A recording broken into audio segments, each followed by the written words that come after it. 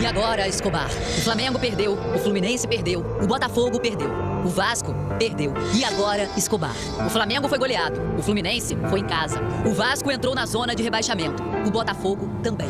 E agora, Escobar, os 4 cariocas perderam, os 4 cariocas jogaram mal. Não fizeram um golzinho sequer e caíram na tabela. Escobar, e agora? Eu que pergunto, e agora, gente? Boa tarde pra você. Vamos contar como é que foi tudo isso aí. A abertura do Globo Esporte foi livremente inspirada no poema José, do grande Carlos Drummond de Andrade. Procura lá na internet que vale a pena, tá legal? Ó, a primeira vez que os 4 cariocas perderam juntos nesse Brasileirão. Vamos começar a sofrência de hoje com a derrota do Botafogo, que inclusive entrou na zona de rebaixamento. O Botafogo ainda não tinha o novo treinador, o argentino Ramon Dias. O Flávio Tênios, interino, tinha a missão de manter o time fora da zona de rebaixamento. O Bahia, em situação parecida, tomou a iniciativa com Elias. No lance seguinte, o Botafogo respondeu com Bruno Nazário. Sem Gatito, machucado, e Cavalieri com Covid, Saulo foi o titular no gol. Defendeu o chute do Elber. Salvou a cabeçada do Lucas Fonseca. Defende o Saulo. Mas na bola mais fácil, quando o Fecim cabeceou, Fecim de cabeça. Gol! Uma grande falha do goleiro do Botafogo.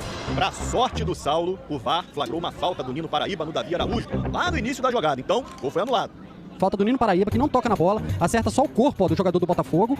O segundo tempo começou igual ao primeiro, com Elias arriscando de longe. E o Botafogo pediu ajuda do VAR para marcar pênalti nesse lance. O Bruno Nazário, ele abre a perna direita e busca o contato com o Lucas Fonseca. Para mim, lance normal. Mas o que veio nos acréscimos foi um pênalti pro Bahia.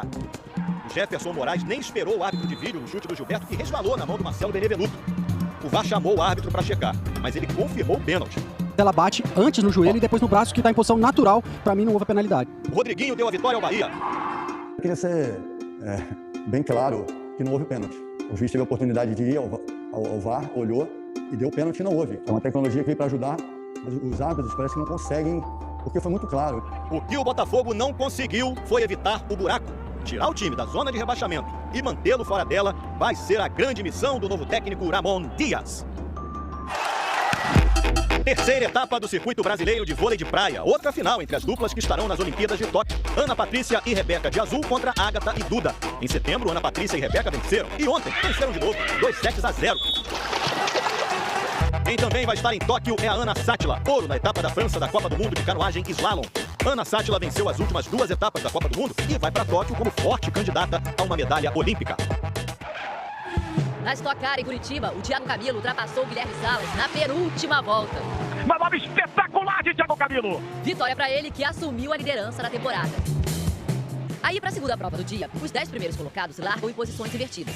Ou seja, o 10º colocado sai na frente. No caso, foi o Gabriel Casagrande que manteve a liderança até o final. Já, a derrota que mandou o Vasco para a zona de rebaixamento e a singela troca de elogio entre o Fred e o Renato Gaúcho no jogo em que o Fluminense perdeu para o Grêmio.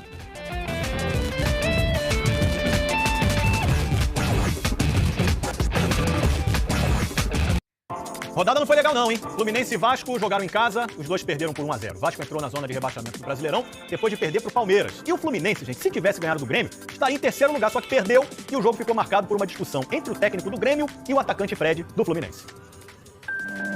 Fred e Renato Gaúcho, 2 dos maiores ídolos do Fluminense. Pelo gol de barriga, em 95, pelos títulos brasileiros em 2010 e 2012, pela história. No Maracanã, discutiram. Final de um jogo nervoso, cheio de expectativas. Se ganhar do Grêmio hoje, ele passa a terceira colocação. O Fluminense vinha de 8 jogos sem perder. Então espero que a equipe mantenha padrão pra gente conseguir mais uma vitória. Pois é, não deu. O Grêmio começou melhor na cabeçada do Thurin. Cabeçada pra fora! O Fluminense respondeu com Hudson para a defesa do goleiro Paulo Vitor. E quando o time tentava chegar de novo ao ataque com Michel Araújo, perdeu a bola. Vem pra entrada da grande área, não dá sequência no lance. Para a imagem. Repara que ali em cima está o lateral Igor Julião do Fluminense. Um pouco atrás dele, o PP do Grêmio. A jogada seguiu pelo lado direito do Grêmio e lá em cima o PP disparando e o Julião ficando para trás. Bola tocada pro Thurin dentro da grande área. Pede ângulo, Thurin bate pro gol, PP. Gol! Foi o gol do jogo, porque a chance de empate do Fred parou no Paulo Vitor. Olha o gol! Defendeu o Paulo Vitor! Mas aqui tá bem, é acertar esses detalhezinhos, fazer a bola chegar no Fred. e chegar com qualidade na frente, que eu tenho certeza que vamos empatar o jogo e em busca da vitória. Mas o Grêmio apostou nos contra-ataques e continuou com as melhores chances no segundo tempo. O Ferreira chegou 2 vezes. Ferreira bate pro gol, pra fora! E o Muriel salvou na chance do Tassiano. Dominou, ajeitou, bateu pro gol! Muriel! Defende Muriel! E o Fred, hein? Foi substituído e do banco teve aquela discussão com o Renato Gaúcho. E nesse momento o Renato aqui discute com o Fred. Diz pro Fred aqui agora: Fred, você é muito chato. Parecia até discussão no recreio da 5ª série, né? Você que é bom, você que é o craque. Não, o Fred é um grande amigo, nossa amizade vai continuar, mas ali é aquilo que eu falo, é uma discussãozinha, não foi nenhuma discussão. Amigo discute mesmo, jogando bola, né? Ainda mais quando os dois querem ganhar e são tão acostumados a isso. Aquele abraço apertado de amigos, mas nem tão demorado porque tem pontos em jogo. Ricardo Sapinto, técnico do Vasco, e Abel Ferreira do Palmeiras trabalharam juntos no Sporting de Portugal. Somos amigos e somos rivais durante 90 minutos e desejo que ele faça uma grande época a nível pessoal, para ele, mas desde que não afete os objetivos do Vasco da Gama. No primeiro encontro entre dois técnicos portugueses no Brasileirão, um curte o momento Libertadores, enquanto o outro vive o drama da zona de rebaixamento. Aquele jogo bonito, pra frente, ficou pra depois. Nenhuma oportunidade para o Palmeiras, nenhum ataque eficiente do Vasco. Só tem que acertar ali o último terço e tentar fazer o gol. Botar em prática tudo que a gente trabalhou, para podermos sair com um resultado positivo. E por mais que o Thales Magno tenha saído no primeiro tempo bem otimista... Boa pinta, o chute pro gol. Foi metade.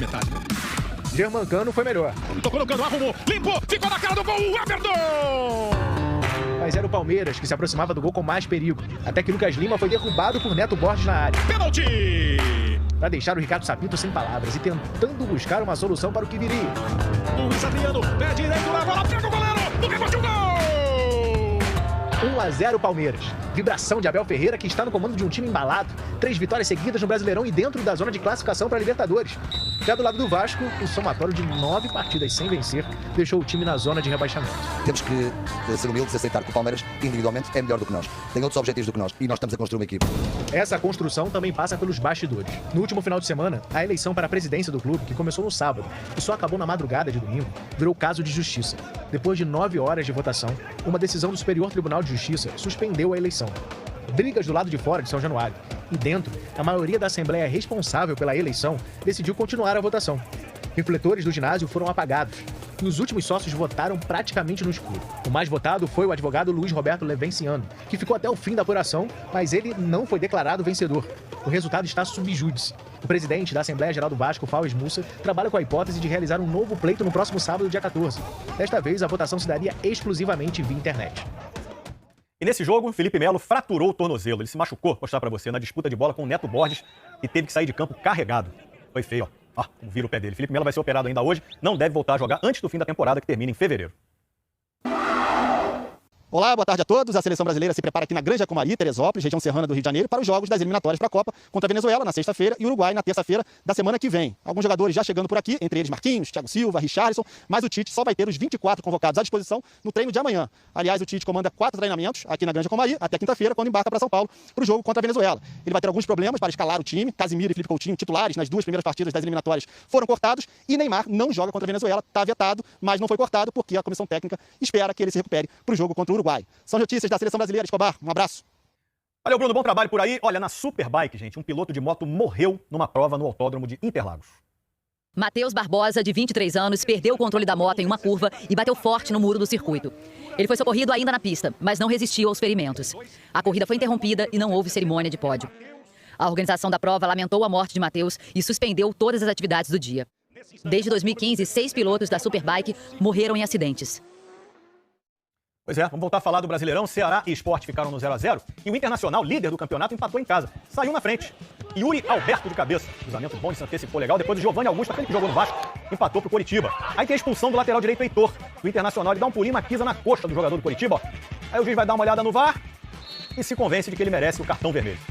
Mesmo com 1 a menos, o Internacional ainda fez 2-1 no Nato. Só que o Coritiba teve força para empatar, gol do Sabino de cabeça e terminou assim Inter 2, Coritiba 2. O Internacional segue na liderança porque o Flamengo perdeu feio pro Atlético Mineiro, né? Segunda rodada seguida que o time leva 4 gols. Daqui a pouquinho a reportagem para você. 18h09. A câmera do túnel revela um Flamengo prestes a entrar em campo. Os jogadores se abraçam. É possível ouvir o capitão Everton Ribeiro, camisa 7, de costas gritando. Àquela altura, eles já sabiam do tropeço do Internacional. O time gaúcho havia empatado com o Coritiba em casa. Era, portanto, mais uma chance do Flamengo assumir a liderança isolada do Brasileirão. No gramado do Mineirão, um último momento de conversa.